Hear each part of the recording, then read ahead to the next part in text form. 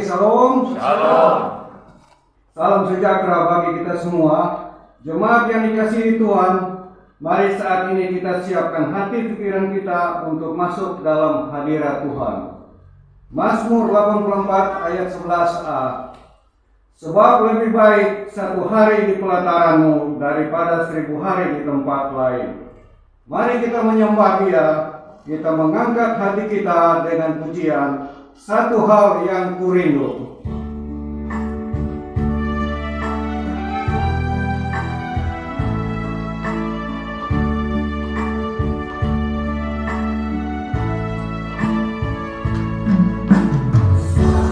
Hal yang kurindu, berdiam di dalam rumah-Mu. Satu hal yang ku minta, menikmati baik-Mu Tuhan, lebih baik 1 hari di pelataran-Mu daripada 1000 hari di tempat lain. Memuji-Mu, menyembah-Mu, Kaulah layak hidup dan menikmati semua kemurahan-Mu. Sekali lagi, satu hal yang kurindu. Satu hal yang kurindu, berdiam di dalam rumah-Mu. Satu hal yang ku minta, menikmati baik-Mu Tuhan, Lebih baik 1 hari lebih baik 1 hari di pelataran-Mu daripada 1000 hari di tempat lain. Memuji-Mu, menyembah-Mu, Kaulah layak hidup dan menikmati semua kemurahan-Mu.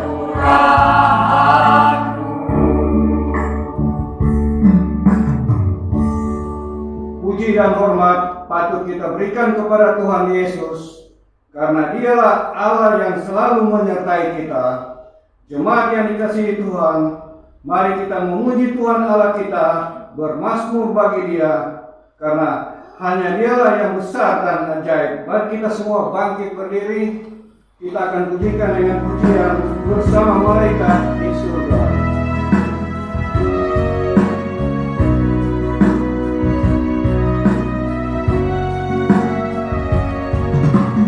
Sama malaikat di surga, nyanyikan hidup pujian,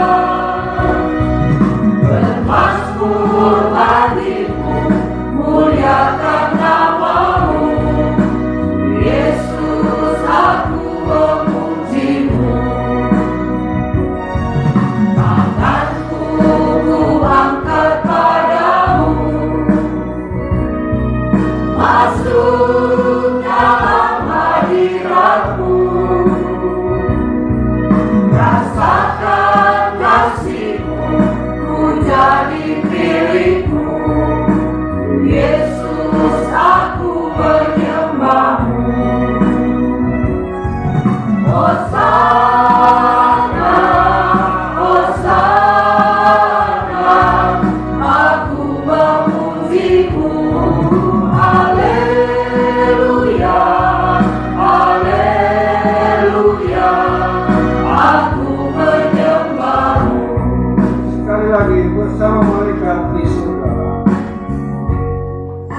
bersama malaikat di surga. Nyanyikan hidup pujian, bermasmur bagimu, muliakan namamu. Yesus, aku memujimu. Tanganku kuangkat padamu, masuk dalam hadiratmu. Rasakan kasihmu, ku jadi milikmu. Yesus, aku menyembahmu. Hosana, Hosana, aku memujimu.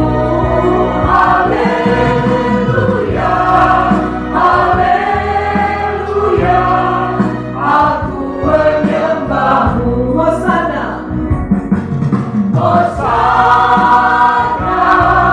Hosana, aku memujimu. Haleluya, haleluya, aku menyembahmu. Tetap bisa ibadah ini dalam keyakinan akan pertolongan dan pimpinan Tuhan Allah, Bapa, Anak, dan Roh Kudus, tertabislah ibadah hari Minggu ini. Amin. Salam kasih karunia dan damai sejahtera dari Allah Bapa kita dan dari Tuhan Yesus Kristus menyertai saudara-saudara sekalian. Amin.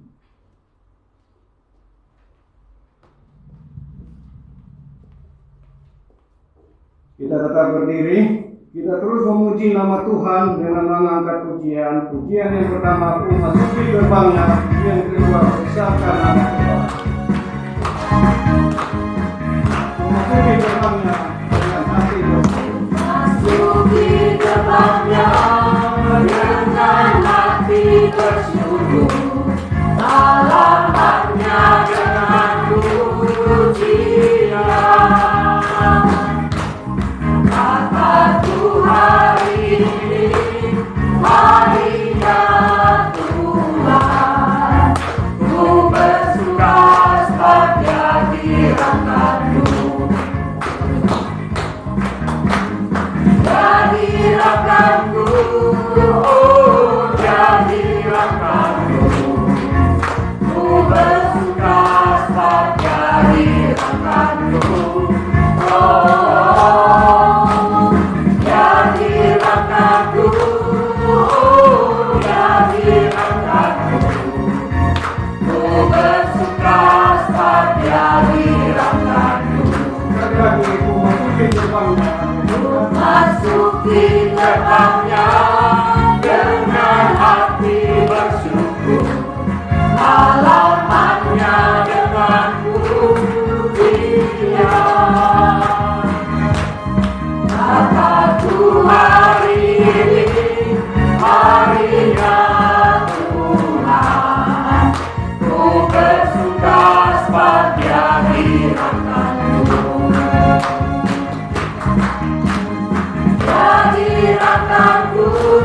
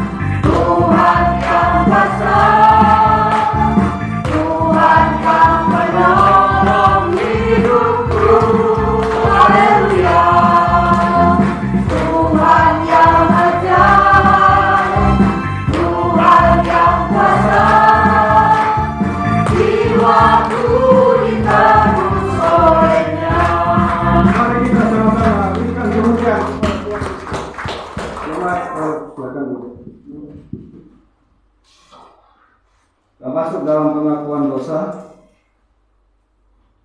Mari kita datang kepadanya dan mengakui setiap kesalahan dan dosa kita. Karena Dia adalah Allah Juru Selamat yang mengampuni dosa umat-Nya.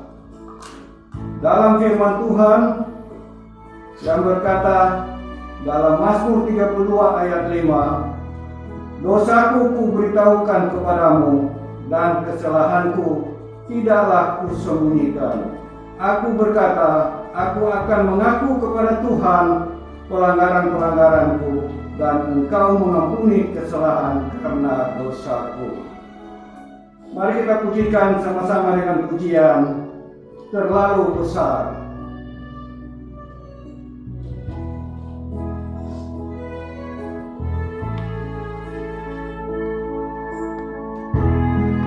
Telah kulihat bukti kasih-Mu. Telah kulihat bukti kasih-Mu. Kau menderita gantikanku. Dengan darah-Mu Kau selamatkanku. Kini ku hidup menyenangkan-Mu. Terlalu besar kasih-Mu. Terlalu besar kasih-Mu Bapa, pengorbanan yang Kau berikan bagiku. Terlalu mahal darah-Mu Yesus, tercurah untuk menebus hidup. Sekali lagi telah kulihat bukti kasih-Mu. Telah kulihat bukti kasih-Mu. Kau menderita gantikanku. Dengan darah-Mu Kau selamatkanku. Kini ku hidup menyenangkan-Mu. Terlalu besar kasih-Mu Bapa, pengorbanan yang Kau berikan bagiku.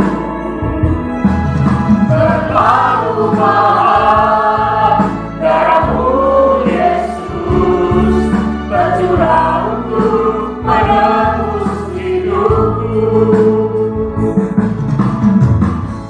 Mari kita sama-sama berdoa, kita memohon masing-masing kepada Tuhan segala kesalahan dan pelanggaran kita. Kita berdoa.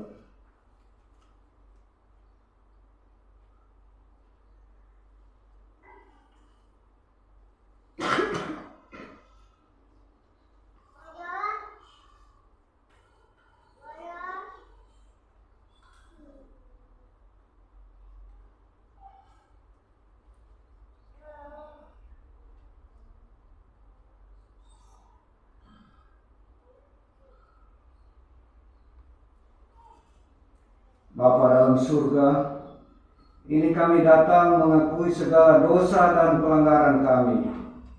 Kiranya Tuhan mengasihi dan mengampuni menurut kasih setia-Mu. Ubahkanlah hidup kami menjadi baru seturut kehendak-Mu.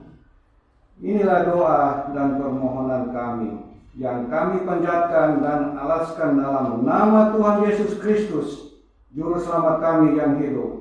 Haleluya. Amin. Kita masuk dalam dalam berita anugerah. Saudara-saudara, firman Tuhan tertulis, siapa yang ada di dalam Kristus, ia adalah ciptaan baru. Yang lama sudah berlalu, sesungguhnya yang baru sudah datang. 2 Korintus 5 ayat 17. Mari kita sama-sama pujikan dengan pujian sebab Kau besar.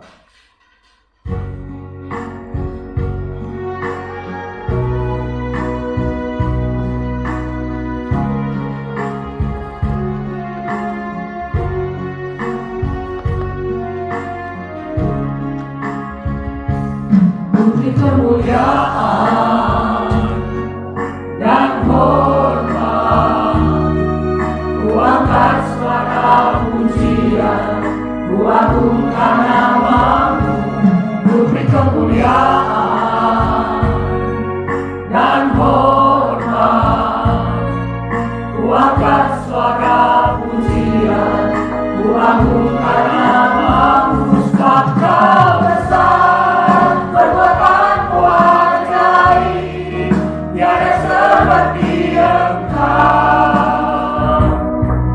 Tiada seperti Engkau, sebab Kau besar, perbuatanmu ajaib, tiada seperti Engkau.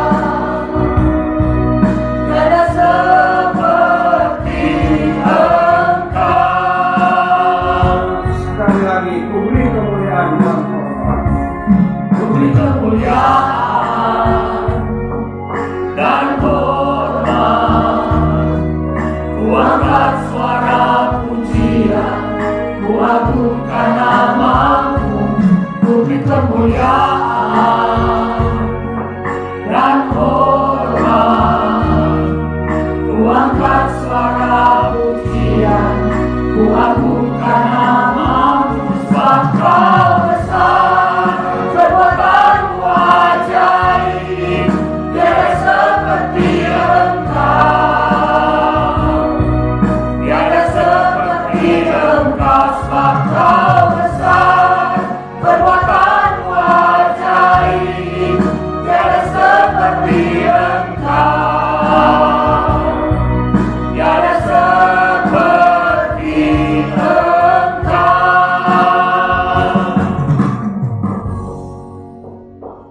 Tiba saatnya kita akan mendengarkan kebenaran firman Tuhan yang akan disampaikan oleh Pendeta Marilyn Mokalu.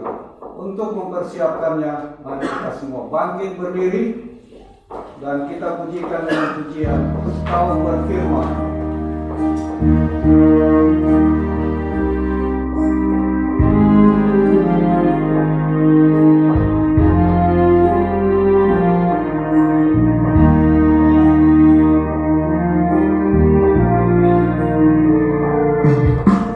Apapun yang terjadi dalam hidupku ini, tak pernah ku ragukan kasih-Mu Tuhan.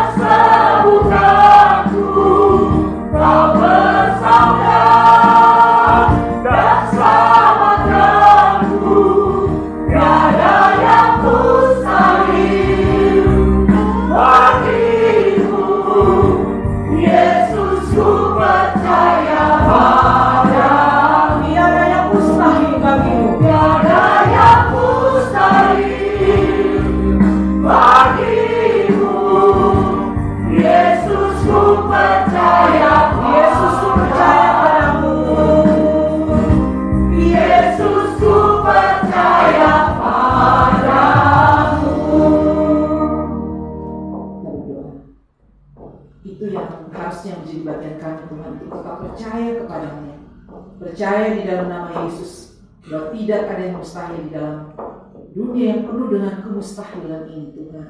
Dunia yang sudah kehilangan harapan Tuhan oleh karena banyaknya pergumulan persoalan kehidupan. Tetapi di dalam iman, percaya, keyakinan bahwa tidak ada yang mustahil bagimu Tuhan. Engkau mengubahkan Tuhan Yesus yang sudah tidak bisa diubah Tuhan. Engkau membalut setiap luka-luka yang sepertinya tidak tersembuhkan Tuhan. Engkau mengangkat yang sudah jatuh Tuhan. Engkau memulihkan Tuhan Yesus yang sudah rusak dan hancur oleh pilur-pilur Tuhan. Sehingga tidak ada yang mustahil di dalam kehidupan manusia, kehidupan kami ketika kami percaya kepada Tuhan. Dan biarlah keyakinan itu semakin kokoh ketika kami mau belajar dibentuk dengan kebenaran firman Tuhan. Menjadi pribadi yang taat, setia, dan tetap percaya meskipun ada banyak gelombang tantangan kehidupan ini. Keyakinan, kepercayaan di dalam nama Tuhan Yesus menjadi bagian kami. Bimbing kami semua, berkati juga hamba-Mu yang akan menyampaikan firman Tuhan. Di dalam nama Yesus kami berdoa. Amin. Silakan duduk.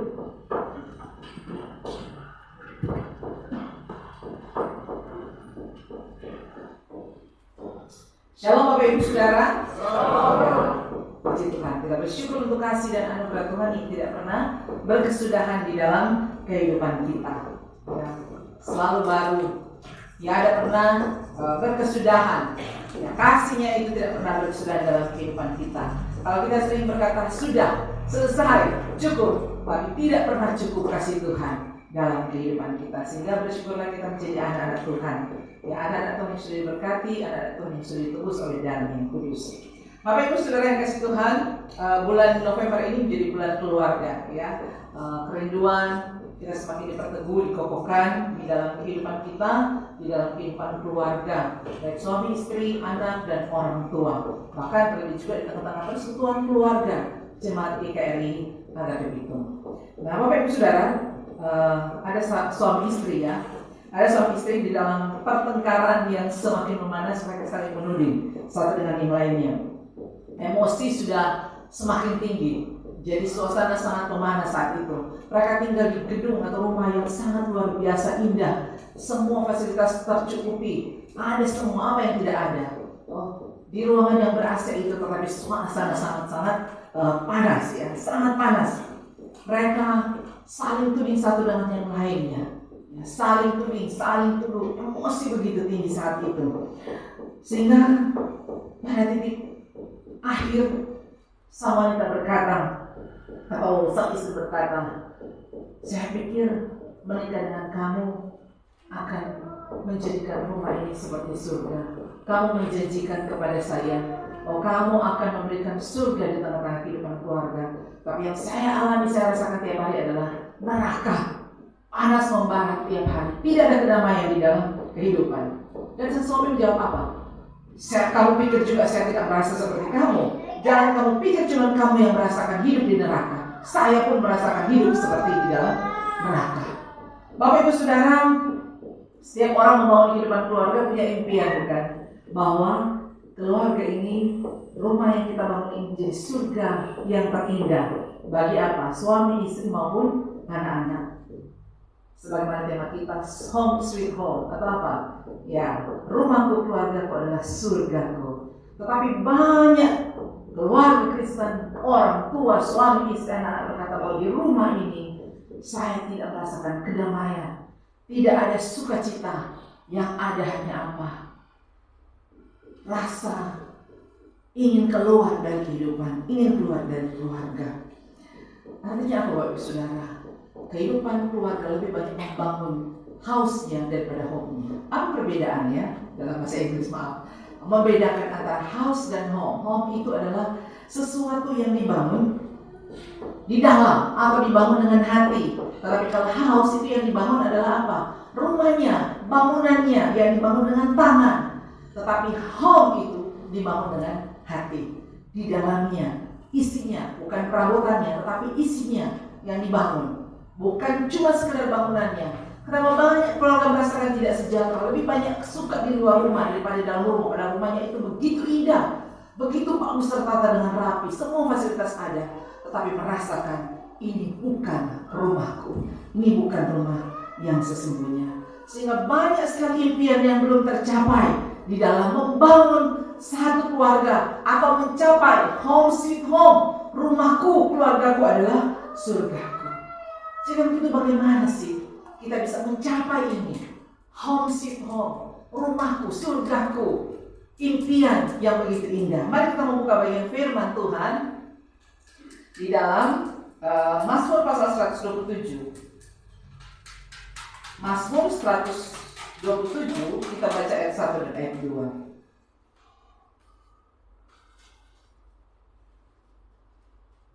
Mazmur 127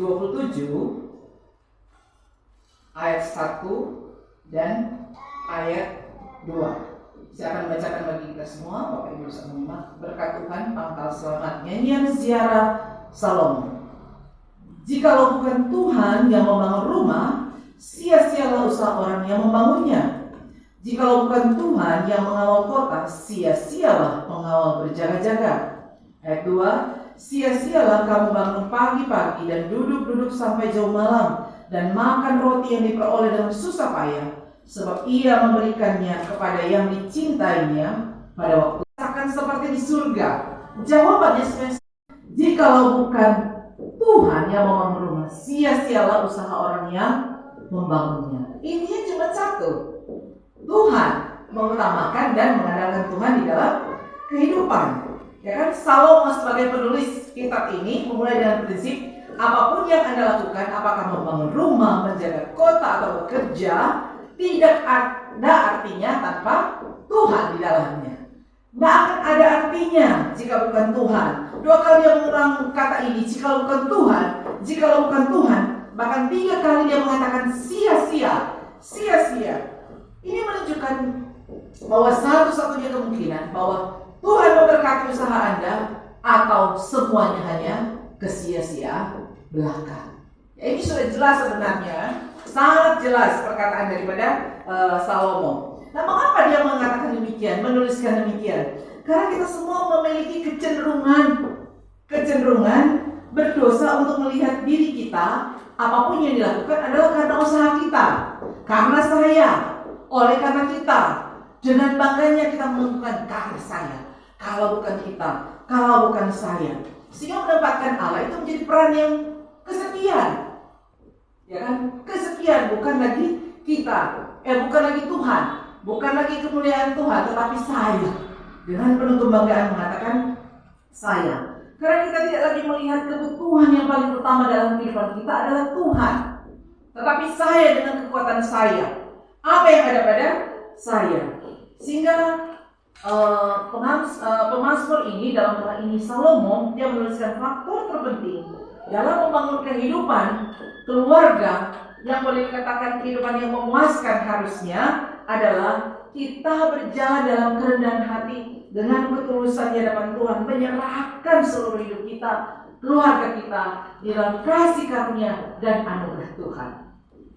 Untuk mencapai itu, untuk bisa merasakan kedamaian dan ketentraman di dalam kehidupan kita.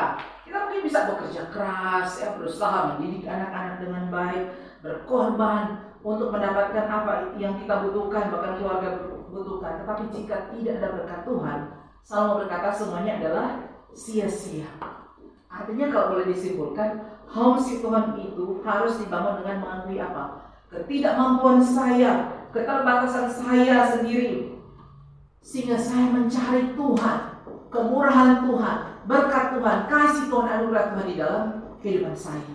Karena semua itu akan sia-sia kalau bukan Tuhan. Sehingga kesimpulannya, di atas segalanya utamakan Tuhan di dalam keluarga. Itu sebenarnya, ya, simpel sekali. Nah, bagaimana sih kita bisa mengutamakan Tuhan di dalam kehidupan keluarga? Artinya apa? Indikasinya apa?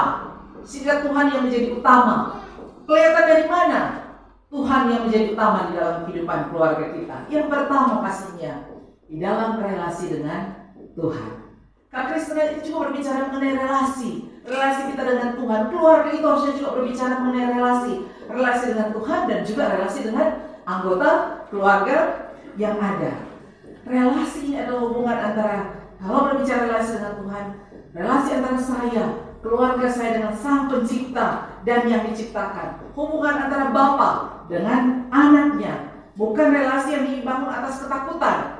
Orang kan kadang-kadang mau taat kepada Tuhan, mau dengar-dengaran kepada Tuhan karena apa? Takut dihukum, takut masuk neraka. Kadang-kadang kita pakai itu untuk menakut-nakuti anak-anak, ya kan?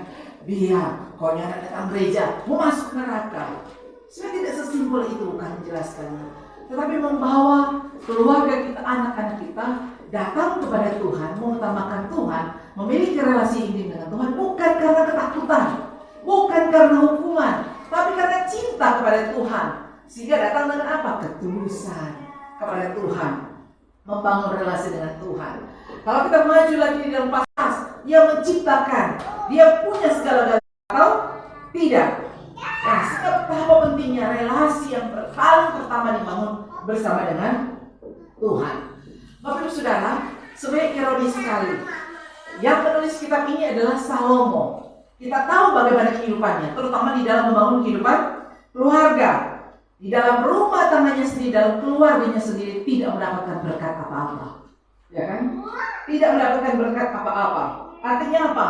Karena dalam kehidupan Salomo kita tahu dia punya, minggu lalu sudah dijelaskan, 700 istri dan 300 gundik. Kalau mau hitung-hitung, satu tahun itu tidak bisa dia sowan atau datang kepada masing-masing istrinya atau kepada gundik-gundiknya. Latar belakangnya bisa jadi ada karena dia harus membangun hubungan antar kerajaan dan sebagainya, sehingga ada gundik-gundik yang diberikan, istri-istri yang diberikan kepada dia 700. Ya, dia dalam kehidupannya kita lihat Salomo menulis ini, tetapi ironisnya dalam kehidupan keluarganya pun tidak demikian. Bahkan putranya Rehabeam sebagai penerus keluarga justru menolak hikmat Tuhan. Dan apa yang terjadi? Kerajaan itu akhirnya pecah menjadi dua bagian. Kerajaan Israel pecah. Di dalam 1 Raja pasal 4 menerangkan sekali, diterangkan sekali, diingatkan kepada kita siapa raja yang paling berhikmat. Salomo, orang yang paling berhikmat, raja yang paling bijaksana. Tidak ada satu orang pun yang bijaksana di masa itu kalau bukan Salomo. Tidak ada yang lebih bijak di zamannya. Orang yang paling bijak tidak ada. Dia yang paling bijak, dia yang paling berkualifikasi untuk membangun kerajaan yang baik. Dia yang sangat memenuhi syarat. Tetapi justru sebaliknya, Salomo gagal di dalam kehidupannya. Bahkan di akhir kehidupannya dia gagal total. Karena apa? Dia menjauh dari Tuhan. Dia seorang yang paling bijaksana, tapi di satu sisi hikmat yang Tuhan berikan kepada dia justru dikembalikan ketika dia sudah menjelang tua. Artinya begini Bapak Ibu Saudara, Salomo boleh dikatakan seorang arsitek yang luar biasa. Dia membangun bait Allah. Tuhan mempercayakan loh. Padahal Daud ingin sekali membangun bait Allah, tetapi Tuhan mempercayakan kepada Salomo. Bukan cuma bait Allah, tapi dia juga membangun istana-istana yang luar biasa bagi dia, dan pastinya bagi istri-istrinya, bagi kunik-kuniknya. Ada begitu banyak bangunan yang luar biasa dia bangun. Tetapi di dalam hal relasi, Salomo gagal total. Dia membangun dengan sangat baik, dengan sangat rapi, tapi itu semua adalah kesia-siaan. Dia membangun begitu banyak, bahkan dia membangun kota-kota yang luar biasa. Dia membangun Hasor, Megiddo, Geser, Betohoron, dan lain sebagainya. Dia bangun semua itu. Boleh kata dia seorang yang, ya saya bilang tadi, seorang arsitek yang luar biasa, ya kan? Membangun dengan cara yang luar biasa, punya banyak properti, bahkan banyak orang membawa banyak hal pada dia untuk pembangunan yang ada. Tetapi kita lihat kehancuran justru terjadi ketika dia mulai mendua hati. Bukan hanya keluarganya, tapi Israel yang luar biasa akhirnya hancur. Kenapa Bapak Ibu Saudara? Kalau kita lihat latar belakang, karena begitu banyaknya pembangunan, maka banyak sekali tenaga rohani yang digunakan untuk bangun, bekerja keras. Demi apa? Membangun bangunan-bangunan. Bukan cuma bait Allah, istana, bahkan pastinya banyak sekali bangunan.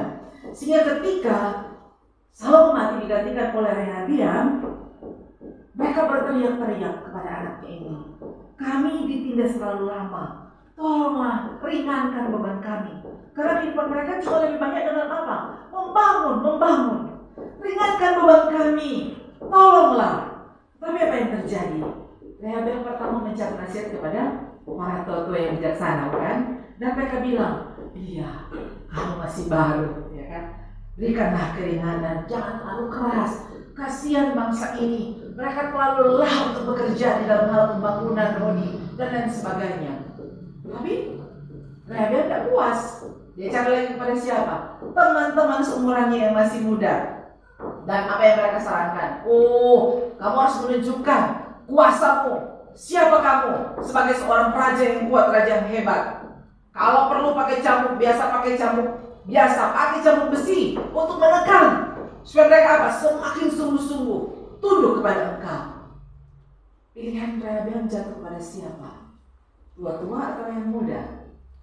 Ya, dia memilih untuk mendengarkan nasihat, hikmat dari orang-orang muda yang memberikan nasihat yang justru menghancurkan kerajaan itu. Mereka marah dan akhirnya terpecahlah kerajaan itu. Tapi saudara, apa? Kenapa? Gara-gara apa? Karena Salomo bangun terlalu banyak, tenaga yang dipakai terlalu besar, sehingga pada akhirnya sia-sia semua yang dibangunnya. Kesia-siaan belaka. Dia gagal untuk apa? Menjadi orang yang sebenarnya paling berhikmat, orang yang paling sebenarnya dihormati. Tapi yang dia bangun adalah kesia-siaan. Dia lebih banyak membangun bangunannya, house-nya, daripada apa yang ada di dalam rumahnya. Sehingga di sini katakan ada ketiga sia-siaan. Yang pertama, sia-sia orang membangun rumah kalau tidak ada Tuhan. Sia-sia pastinya. Kemudian apa? Sia-sia orang mengawal kota. Dan yang ketiga, kalau boleh dibahasakan, kita sia-sia kerja keras sampai lembur, ya kan? Sia-sia. Itu semuanya kesia-siaan. Sia-sia bangun rumah, sia-sia kawal kota, dan sia-sia bekerja keras. Rumah dibangun, kota dijaga, kemudian bekerja untuk mengisinya, mengisi rumah, mengisi kota, kerja sampai larut malam, kerja sampai habis-habisan seperti yang dialami oleh orang Israel saat itu. Bekerja habis-habisan sampai menangis-nangis, bahkan mungkin berdarah-darah demi membangun rumah, membangun satu rumah yang besar. Bapak Ibu Saudara, gedung yang dibangun, kota yang perlu dijaga, bekerja keras. Tetapi apa yang terjadi? Tuhan bilang itu semua adalah kesia-siaan. Bahkan Bapak Ibu Saudara, Tuhan pernah memberikan peringatan sebenarnya. Sudah memberikan peringatan sebelumnya kepada Salomo di dalam 1 Raja-Raja 9 ayat 6 sampai yang ke-10. 1 Raja-Raja 9 ayat 6 sampai ke-10. Tetapi jika kamu ini dan anak-anakmu berbalik daripadaku dan tidak berpegang pada segala perintah dan ketetapanku yang telah kuberikan kepadamu, dan pergi beribadah kepada Allah lain dan sujud menyembah kepadanya, maka aku akan melenyapkan orang Israel dari atas tanah yang telah kuberikan kepadamu, dan rumah yang telah kukuduskan bagi namaku itu ia akan kubuang dari hadapanku. Maka Israel akan menjadi hiasan dan sindiran di antara segala bangsa, dan rumahnya akan menjadi runtuhan, sehingga setiap orang lewat akan tertegun, bersuit dan berkata, apakah sebabnya Tuhan berbuat yang demikian kepada negeri ini dan kepada rumah ini? Maka orang akan berkata, sebab mereka meninggalkan Tuhan Allah mereka yang membawa nenek moyang mereka keluar dari tanah Mesir, dan sebab mereka berpegang pada Allah lain dan sujud menyembah kepadanya dan beribadah kepadanya. Itulah sebabnya Tuhan mendatangkan segala malapetaka ke atas mereka. Ayat 10, setelah lewat 20 tahun selesailah Salomo mendirikan kedua rumah itu, yaitu rumah Tuhan dan istana raja. Bapak Ibu Saudara, Tuhan sudah memperingatkan, dan memang itu terjadi. Kenapa? Karena Salomo berpaling daripada Tuhan. Semua yang dia bangun menjadi puing-puing belaka, tidak ada yang tersisa. Sehingga di dalam tulisan Salomo, bahkan di dalam kitab Pengkhotbah, ada 22 kali muncul kata kesia-siaan. Sia-sia semua. Banyak yang telah dia lakukan, banyak yang telah dia dirikan, banyak yang telah dia perbuat, tapi tidak ada buahnya sama sekali. Yang kita kenang hanya apa? Tulisan-tulisannya penuh hikmat yang luar biasa yang membangun kita. Tetapi pada akhirnya Salomo sang penulis itu tidak melakukan apa yang seharusnya seperti yang dia tuliskan. Ini sebenarnya sangat menakutkan, memperingatkan kepada kita Bapak Ibu Saudara. Betapa banyak yang sudah kita buat, apa yang sudah kita bangun menjadi kesia-siaan ketika kita meninggalkan Tuhan. Berapa banyak yang sia-sia di dalam kehidupan kita. Berapa banyak Bapak Ibu Saudara ketika kita berusaha dengan segenap tenaga, kita dengan kekuatan kita melupakan Tuhan di dalam kehidupan kita. Bayangkan kita kerja keras sampai pensiun, puluhan tahun, bahkan semua menjadi puing-puing. Ini seperti yang Salomo alami. Ya, kalau kita meninggalkan Tuhan di dalam kehidupan kita. Dan yang lebih menakutkan, ada orang yang bekerja keras begitu banyak, begitu dipanggil Tuhan, keluarganya memperebutkan harta warisan. Bukankah itu sangat-sangat menyedihkan? Kerja kerasnya dikatakan menjadi sia-sia. Kenapa? Karena orang tua tidak meninggalkan warisan yang lebih penting, yaitu Tuhan. Memilih Tuhan, mengutamakan Tuhan di dalam kehidupan. Bapak Ibu Saudara, teks ini bukan menentang kerja keras, tidak. Sangat-sangat tidak salah untuk membangun rumah, itu penting. Menjaga kota dengan hati-hati itu suatu tugas yang sangat penting. Bekerja keras mencari nafkah, itu patut dipuji karena itu menjadi bagian kita. Harus, bukan kita ongkang-ongkang kaki, ya kan? Ongkang-ongkang kaki, santai. Oh, bukan seperti itu. Maka luar biasa di dalam ayat yang dikatakan di dalam ayat yang kedua, dan makan roti yang diperoleh dengan susah payah sebab ia memberikannya kepada yang dicintainya pada waktu tidur. Ya kan? Kalau kita mengandalkan Tuhan, kalau kita sungguh-sungguh di dalam Tuhan, kerja keras kita menjadi sia-sia ketika kita tidak mengutamakan Tuhan. Tapi Tuhan melihat, Tuhan bilang pada waktu tidur pun Tuhan memberikan roti. Artinya Tuhan memelihara kehidupan kita di dalam kesulitan. Kalau kita mengandalkan Tuhan, apa yang tidak kita pikirkan, kita bayangkan Tuhan memberikannya di dalam kehidupan kita. Mungkin Tuhan pikir, nggak pernah loh kita sambil tidur, terus Tuhan tiba-tiba datang roti. Bukan dalam bayangan orang tidur tiba-tiba ada roti. Selamat siang, kenapa mau antar makanan, mau antar minuman. Bisa jadi seperti itu dalam pergumulan, dalam kesesakan. Saya pun pernah mengalami dalam kondisi kami situasi sedang sulit ketika studi dulu. Uang pas-pasan, ya, uang sponsor pas-pasan, harus menyekolahkan anak. Kami berdua juga kuliah, ya, uang sponsor ada, kadang-kadang juga terlambat. Tapi puji Tuhan, Tuhan pelihara. Ada waktu di mana memang sudah tidak punya apa-apa sama sekali. Tapi hidup harus berjalan kan, tidak boleh mengeluh. Apa yang ada syukuri. Tiba-tiba ada berkat yang tidak pernah kami kira, yang tidak pernah kami pikirkan. Itu yang Tuhan maksud. Tuhan memberikan roti pada waktu kamu tidur. Artinya bukan Tuhan bermalas-malasan, tapi kita bekerja dengan sungguh-sungguh. Bagian kita lakukan dan tetap percaya kepada Tuhan, mengandalkan Tuhan. Tuhan akan memberkati dengan cara Tuhan, bukan dengan cara pikir kita, ya kan? Aduh, tiba-tiba menang lotre, dari bank bilang nomor rekening dapat mobil 1 unit. Bukan seperti itu. Karena Tuhan berpikir mengarahkan pikiran, seolah mengarahkan supaya Tuhan berpikir seperti cara pikir kita. Tapi Tuhan itu lebih dari apa yang kita pikirkan, Bapak Ibu Saudara. Banyak yang tidak pernah kita pikirkan, kita bayangkan. Tapi Tuhan memberikan dengan cara Tuhan. Syaratnya cuma satu, Bapak Ibu Saudara, mengutamakan Tuhan di dalam kehidupan kita. Banyak mungkin di antara kita keluarga yang sudah hancur, anak-anak yang membuat kita menangis, keluarga yang sudah mungkin babak belur dalam istilah, ya, sepertinya tidak bisa diperbaiki lagi. Tapi tidak ada kata terlambat untuk tunduk di bawah kaki Tuhan, menangis di bawah kaki salib Tuhan, dan berkata, Tuhan, kami mau kembali, kami mau keluarga ini kembali kepada Tuhan, pulihkan keluarga ini. Tidak ada yang mustahil, Bapak Ibu Saudara, tidak ada yang mustahil. Ketika kita mau sungguh-sungguh datang kepada Tuhan, membangun kembali relasi yang sudah rusak dengan Tuhan, membawa keluarga kita untuk datang kepada Tuhan, tidak ada yang mustahil. Tidak pernah ada kata terlambat sebelum Tuhan mengambil hidup kita di dalam pengambil ini. Sehingga Bapak Ibu Saudara, sekali lagi Tuhan mengingatkan kita, relasi sangat penting di dalam kehidupan keluarga, di dalam kehidupan kita dengan Tuhan, untuk kita bangun sehingga tidak ada kata kesia-siaan lagi. Tidak ada kata kesia-siaan dalam hidup. Apa yang mau kita bangun, apa yang mau kita kejar, kita cari, kalau bukan andalkan Tuhan, maka Tuhan bilang itu semua adalah sia-sia. Seperti seorang pria di usia 88 tahun dia meninggal dunia.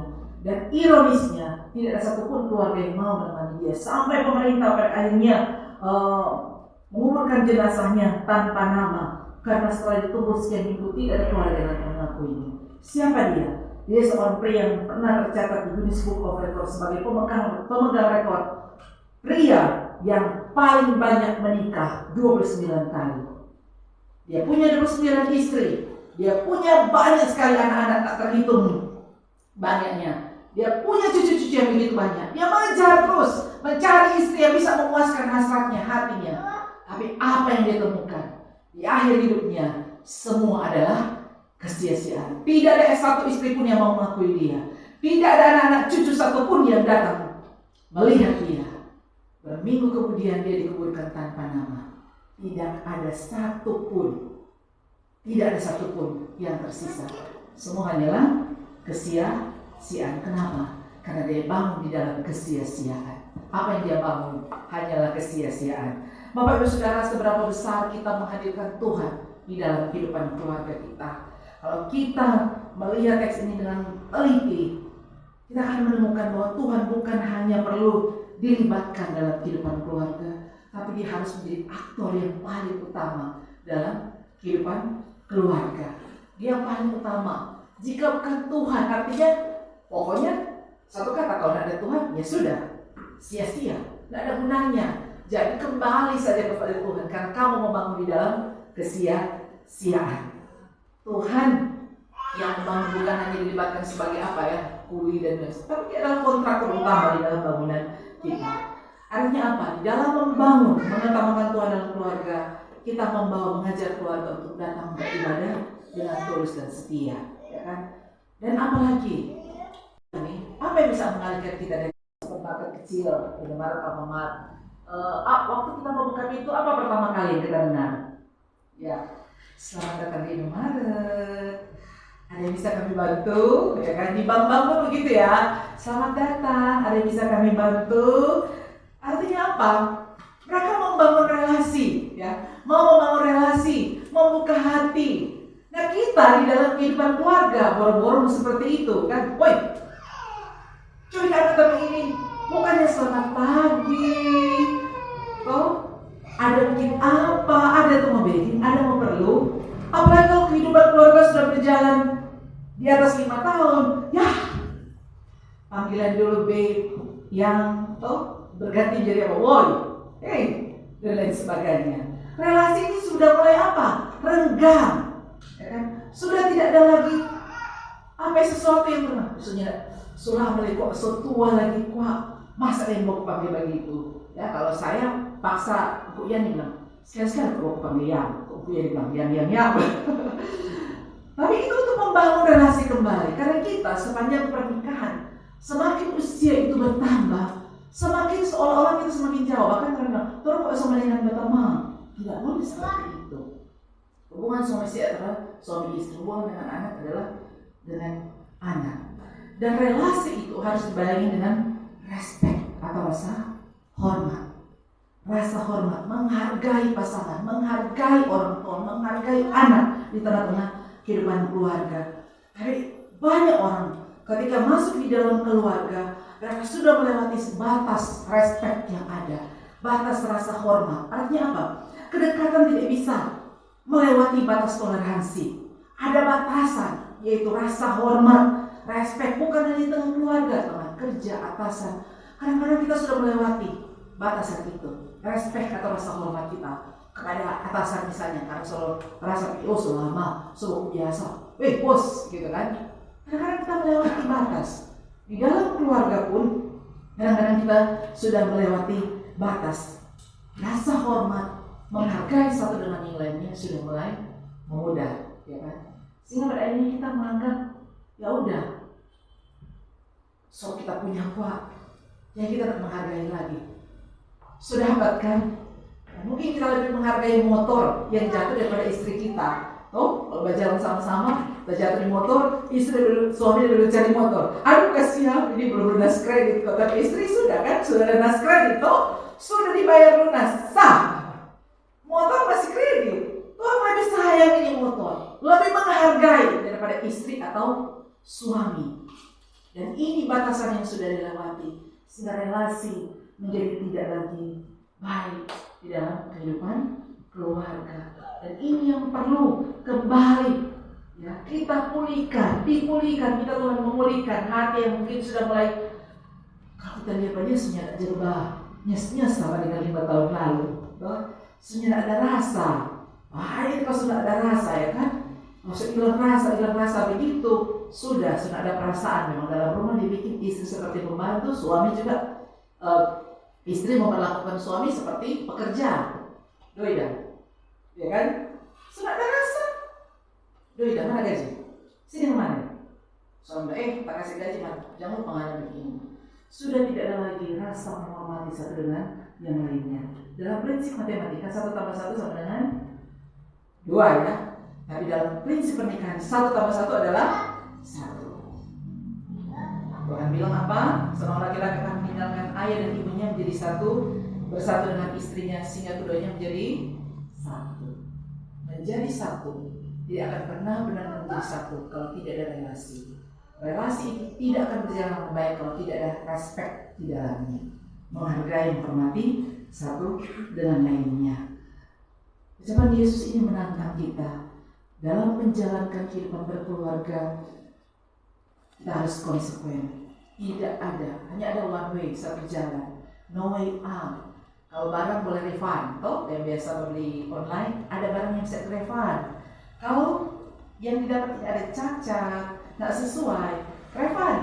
Pasti pihak toko online akan mengembalikan uang. Tapi ini tidak, ya kan? Dalam kehidupan pernikahan tidak ada istilah refund. Dikembalikan. Ya, kita mau masak, kembalikan. Ya, kita pemalas, kembalikan. Tidak ada, Bapak Ibu Saudara. Nah, sehingga ketika kita mengerti ini, maka kita akan menjalankan dengan sungguh-sungguh. Kalaupun dalam kehidupan keluarga kita pernah jatuh, pernah gagal, mari kembali datang kepada Tuhan. Mau sungguh-sungguh kepada Tuhan. Saya mau sungguh-sungguh Tuhan di dalam Engkau, menghadirkan Engkau Tuhan di dalam kehidupan keluargaku. Saya mau bertumbuh di dalam kehidupan keluarga.